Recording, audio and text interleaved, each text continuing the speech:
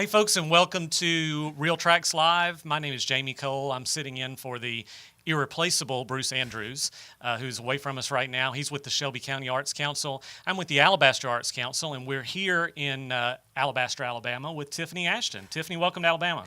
Hi, thank you. I'm so excited to be here. Well, we're glad you're here with us today. And you are from, you said you were kind of between Nashville and North Carolina, right? Yes. And my roots are actually here in Alabama. Oh, really? Okay. Yes, my grandmother was born in Bluentsville, which is in Blount County. Right. And, we frequent here quite a bit. And Okay. I come back for decoration every year. You know how that goes. Right. Okay. So do you live in Nashville? Do you live in North Carolina? Is the answer to both questions yes? The answer to both questions is yes right now. So I go back and forth right now. Lots and lots of road tripping, but wouldn't have it any other way. I love Nashville. That is where I do most of my work out of. So I'm there pretty much 2 times a month right now for extended periods. So it feels like I live both places. So Nashville's work and North Carolina's home, at least right now. Yeah, for right now. Okay. Obviously, you're a country musician. We're going to hear some of your work today. Country music means a lot of things to a lot of people. It depends on who you ask. Oh, yes. So many categories: pop, Americana, folk. Oh, yeah. Old Nashville, new Nashville. Instead of me trying to describe what I've heard today or what we're going to hear today, tell us how you would describe your music. My music is, for me, I love to write my own songs, and I love to tell my stories from a perspective of a songwriter. So that's very different sometimes than even some of the things that you hear on the radio, because for me, that's me telling my personal story, or sometimes even if it's not completely autobiographical, it's like the emotion that I felt in that moment, even if it was an extreme emotion. So I've heard some writers talk about how even though like it's them, it's almost like a more extreme version of themselves that comes out in their songwriting, and so that's kind of what I'd describe my music as. This one's an original of mine called I'm On to You.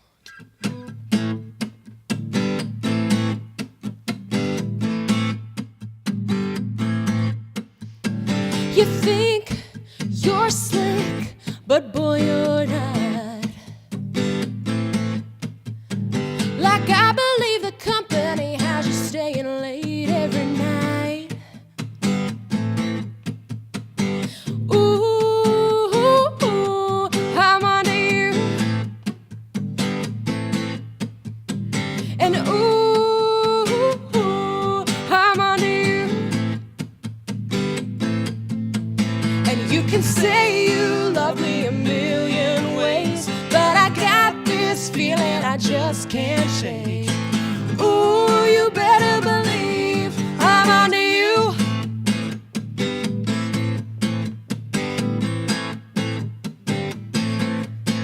All my friends swear your truck is in her drive.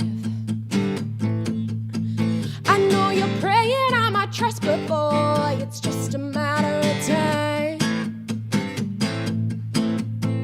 And ooh, I'm on to you. And ooh, I'm on to you. And you can say you love me a million ways, but I got this feeling I just can't chase. Ooh, you better believe I'm on to you.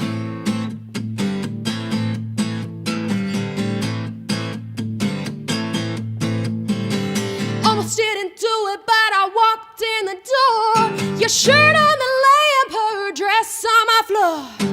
Could've gone further, but I stopped short. Guess I don't have to wonder no more. You can say you love me a million ways while you're lying next to her and you're telling her the same. Ooh, you better believe I'm on to you. I'm on to you. And you can say you love me a million ways, but I got this feeling I just can't shake. Ooh, you better believe I'm on to you. I'm on to you. I'm on to you. I'm on to you. I'm on to you. I'm on to you. I'm on to you. I'm over you. Thanks, y'all.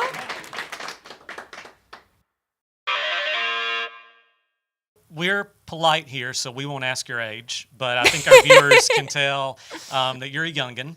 But no matter how young we are, old we are, we still are influenced by our upbringing and where we come from. Absolutely. So tell us a little bit about that. You said you made the trek all kind of through the Southeast. Yes. And so you're a traveling girl to begin with. But tell us about your upbringing, maybe a little bit about how that influenced your songwriting. Well, whenever you do a lot of moving around as a kid, like you have that attachment as far as you've got to find that attachment somewhere else. And for me, that was through the arts. Like I always loved to sing. Like from the time anybody would listen to me, like I would be dressed up in my little princess outfit. And I didn't my whole family knew that I would stand in front of the mirror and I would sing. And if there wasn't anybody that wanted to listen, they would just stick Tiffy in front of the mirror and she would just keep on singing. So that was kind of the way I started to express myself from an early age. And so also growing up, I'm a country girl, so I love to be outside. I love just being able to be at one with nature. And I feel like that's one of the spots that I feel like my most creative. So just being able to grow up in the South and with such beautiful scenery all around. Like I grew up towards the Appalachian Mountains, and it's just beautiful. Our mountains are absolutely gorgeous. And having that surrounding from a young age, like you have so many influences too, like the folk music and of course you listen to pop music on the radio, you listen to country music on the radio, you listen to folk. And for me, like all of those came in whenever it came to me starting to write my own songs. So when I was 6, I started performing out at church mostly, but larger churches as I got a little bit older. So by the time I was 11, I started playing guitar.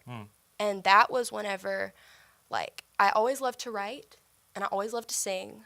But whenever I started playing guitar, I realized, like, I could write and I could sing and I could put them together and I could tell my story that way. And for me, that was a huge moment. Well, there's another one that you're performing today called "I Can't Save You." Can you tell us anything about where that song comes from? Is there a little bit of authenticity behind that one? Yeah, that one is actually a very vulnerable song for me.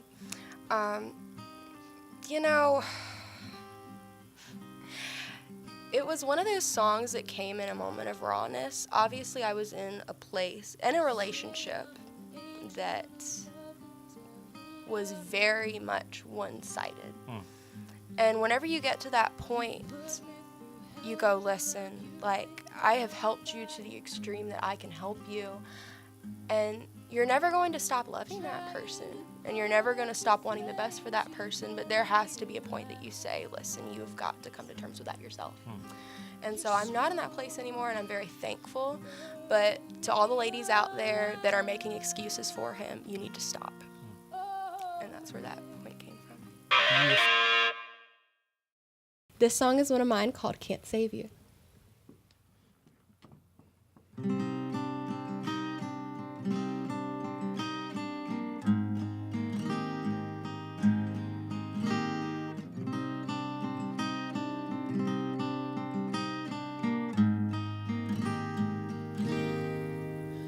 You say I'm an angel to love the devil out of you. You put me through hell, boy, like you think I'm fireproof. Trying to put out your flames, you don't realize you're slowly burning me alive.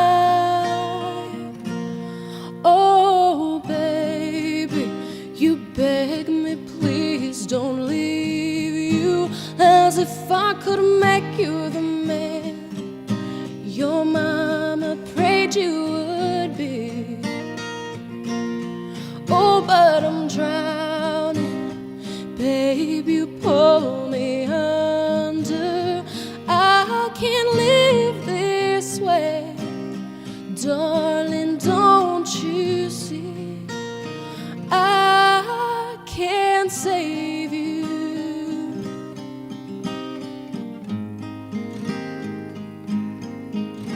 You say I'm the one that keeps you walking the line, but you're set to go off, boy, it's a matter of time. Guess you can say love ain't always enough. You can't take me with you when you self-destruct. Oh, baby, you beg me, please don't leave you, as if I could make you the man your mama prayed you would be. Oh, but I'm drowning, babe, you pull me under.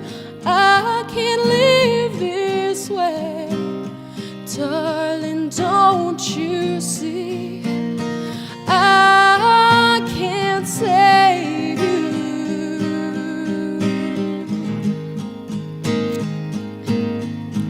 All the long nights of drinking and your twisted thinking that I'm the one to blame. You need Jesus, the gospel, some pills, or a hospital. I can't make you change. Oh, baby, you beg me, please don't leave you, as if I could make you the man your mama prayed you would be. Oh, but I'm drowning, babe, you pull me under. I can't live this way, darling, don't you see? I can't save you.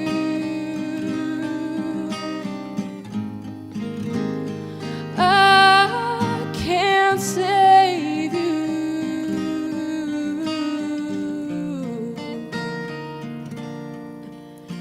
You say I'm an angel of the devil out of you.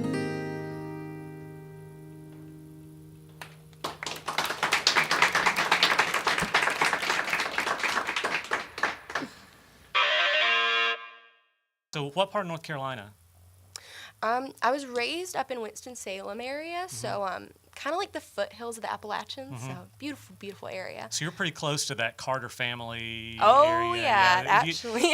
In your music, you can hear those sort of family harmonies and that really close harmony. That I can see how that would have influenced your music. So. Well, thank you. Yeah. I actually, the McGee's from up in that area. They're a big name in bluegrass. Actually, those were the people that taught me to play guitar. So. Oh, wow. Yeah. So you started playing when you were 11, you said. So Yes. how did you learn? And was guitar your first instrument, natural instrument? Did you play other things? It was. I also learned a little bit of piano whenever I was younger that I still have with me today.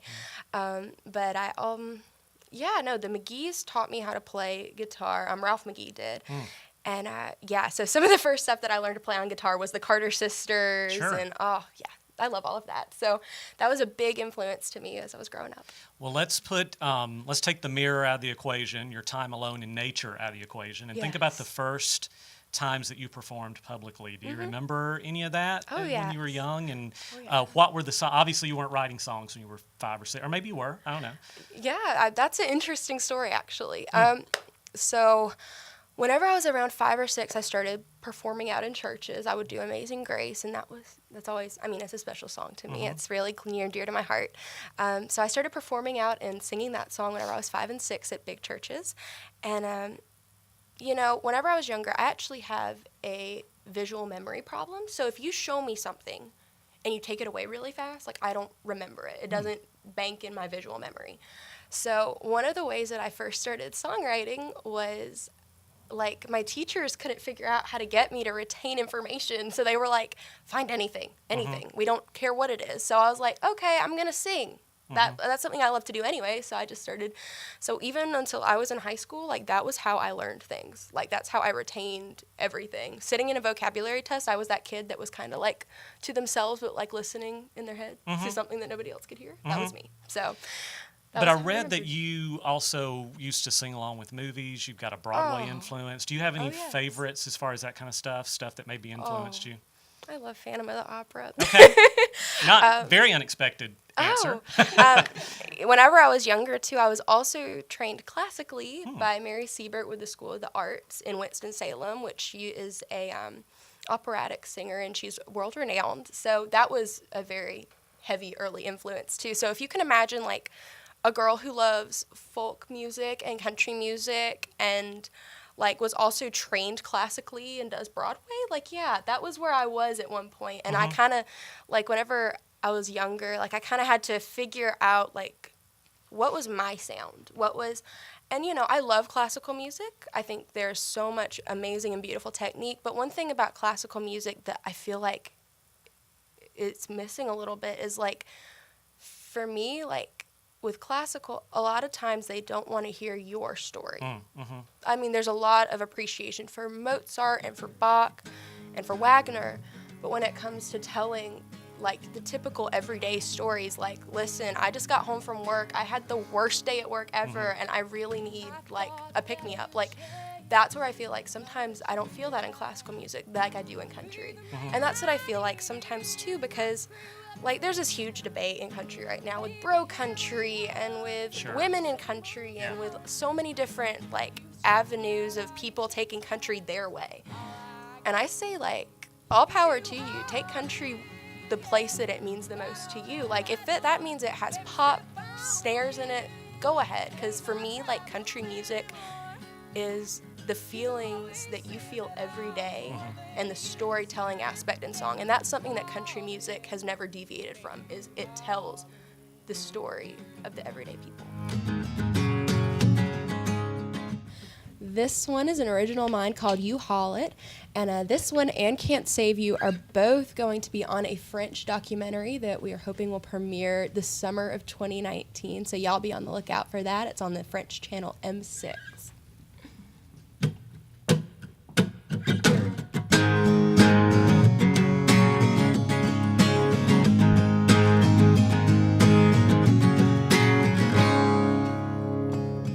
I thought that you'd change, finally treat me right, be the man I needed and not screw up this time.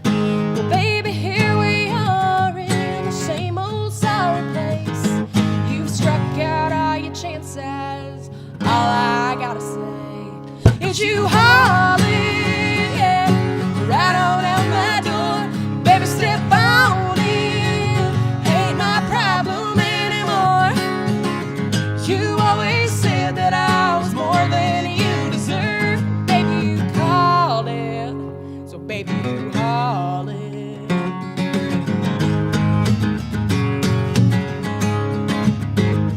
Take your favorite shirt, I won't be sleeping in tonight. And honey, while you're at it, pack your pretty lies. All of your excuses, you can leave them in the truck. For every promise that you broke, I've got a box filled up. You haul it, yeah, right on out my door. Better step on in, ain't my problem anymore.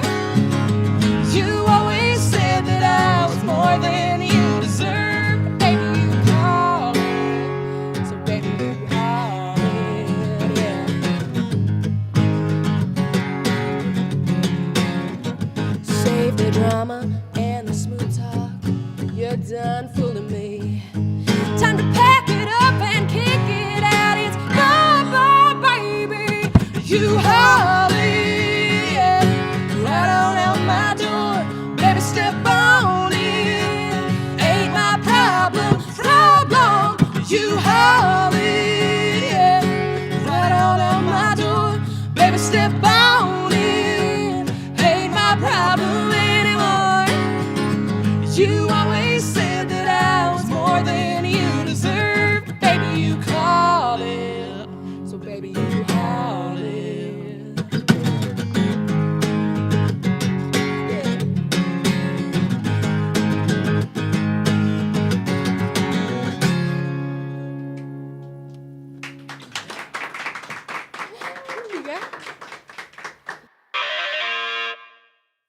Well, I'm wanting to get into a little bit of a broader conversation about music in general, Yes. specifically because you're a Grammy voter. And so we're not going to ask you to reveal, I know the ballots are out and everything, but I did want to ask you, how does one become a Grammy voter, especially at How? 21, Yeah. maybe kind of new to the music industry. So how does that happen? Well, I actually am a Hollywood Music and Media Award winner from 2015, and that's actually kind of the precursor for the Academy Awards and the Oscars, which is very, very Wow. cool. Very incredible experience, incredible experience. But from there, a lot of my friends that are a part of that award said, hey, you really need to look into being a Grammy voter. We think you meet all the qualifications. And there's a long list of qualifications. And, you send in your application, and it's also really just who they feel. I mean, you have the basic criteria that I did meet, but you send in your application and you hope and you pray and you're like, oh my goodness, I would love to be a part, And I was just fortunate enough that they did select me to be a part of this board, and I'm just super thankful because, I mean, worldwide there's only like 12,000 voters, I think, and so to be able to be on this board and making these decisions is huge, and I just feel so blessed to be a part of it all, Yeah. I'm going to be able to go to my first Grammy Awards in Awesome. 2019. Yeah. And we're just starting preparations for all of that, and of course, just sent in my final ballot the other day. Okay. So Again, I'm it's not going to exciting ask. stuff. I know. But dumb question about that. Do you only get to vote, or do you only vote in your own genre, your own categories, or can you vote for everything? Well, the way that they do it is everybody votes for the 4 main categories. So like album of the year, song of the year, the top 4. And then they're subdivided then into different genres, so like country music, pop music, etc.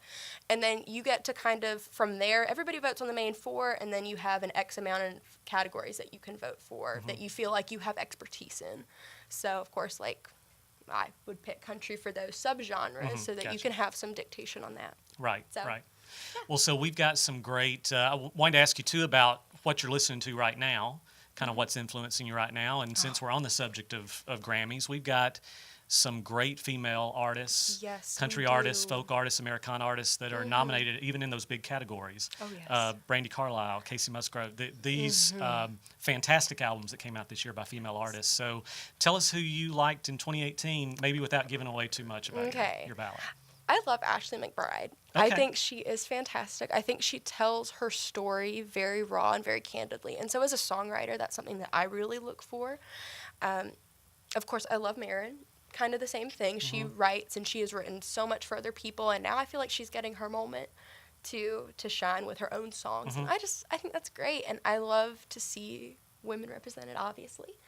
No, but I think that there's so much good music coming out of Nashville right now. And I'm so excited to see where 2019 takes us, because if 2018 is any indicator, it's going to be awesome. Yeah. Well, so obviously you're a country artist. We've been talking about country artists in the Grammy categories, but what do you listen to that's not country? Oh, goodness. I love to listen to pop. I listen to some bluegrass. Obviously, I listen to a little bit of classical, especially like whenever I'm trying to study, that kind of thing. Yeah, honestly, I love good music. Music that does have a really strong story to tell, has a really strong emotional connection. I am entirely down to listen to it. I love it. So singer-songwriters are still pretty unique. A lot of country artists sing other people's songs. A lot of pop artists sing other people's songs. As a singer-songwriter, though, you have this opportunity to tell stories, complete stories in songs, and sometimes even put them together in albums, which is another kind of lost art these days. How do you release stuff now to your fans? Is it all singles, EPs, albums, and what's the strategy behind that? People really love to have the digital form nowadays. Of course, they're moving away from the physical and into the digital. So having the singles available also too on Spotify. Lots of people are flocking to Spotify right now. So y'all please do check out Spotify if you don't get a chance. Tiffany Ashton on there. But of course, people love Spotify and music videos, like YouTube, especially like if you're at a club or a bar and you're wanting to play something for people to dance along to. They love to have those striking visuals up on the screen. So definitely focusing on music videos and singles and all of the social media behind that. So that's where people can find you then. Any platform, Spotify, iTunes, Amazon, all of them? TiffanyAshtonMusic.com has my Facebook and my Twitter and my Instagram and my Spotify and all of my social media networks. Anything related to Tiffany Ashton, it will be posted up there. So y'all please do give it a look. There's actually some exciting things coming in 2019. I'm going to be doing a documentary for French television that is coming out in the summer of 2019 that I'm so excited about. So are we. We. Yeah, never mind. We. So let's talk about some of the songs you're performing today. Yeah. I was looking through some of your catalog on iTunes and Spotify. Are these new songs? Because I didn't see some of them. Yes. Oh, Okay. yes. These are the ones that I was playing today. They are very, very new. Some of these are ones that we have not released yet, so y'all be on the lookout for those, and they will be coming out on my upcoming project. Right. I'm excited to have Marco Guarino here with me today to be playing along with me. It's always a pleasure to have Marco. He was by my side. All right, this one is one of mine called Back Away, y'all. 2, 3.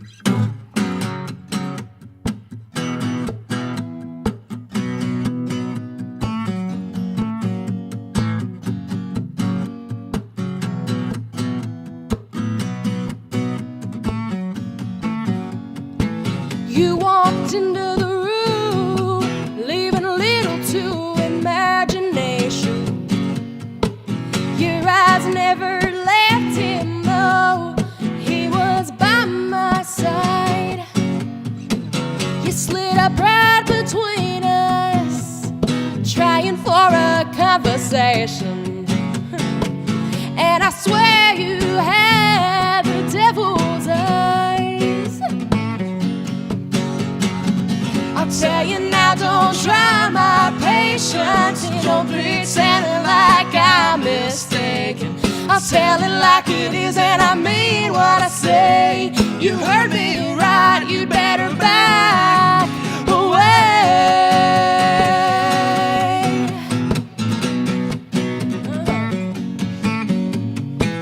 I saw you touch him as if I weren't there. You're not misguided, you're a snake. You may think you're gonna get to him, but don't you dare make that mistake.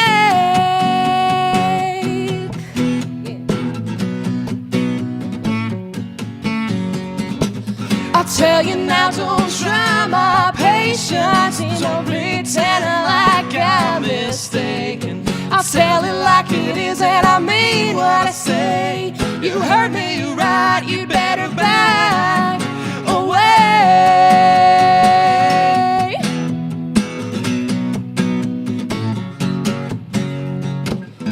This may be something you'll regret, since you have no idea who you're messing with. I'll tell you now, don't try my patience. Ain't no pretending like I'm mistaken. I'll tell it like it is, and I mean what I say. You heard me right, you'd better back. I'll tell you now, don't try my patience. Don't pretend like I'm mistaken. I'll tell it like it is, and I mean what I say. You heard me right, you'd better back away. Oh, oh, oh. Back away. Oh, oh, oh, oh.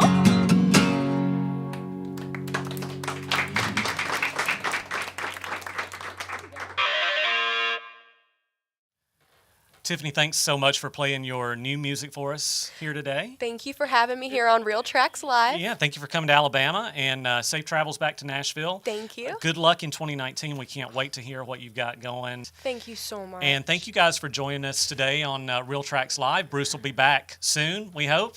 And we've got more coming for you in 2019, so stay tuned. Thanks very much.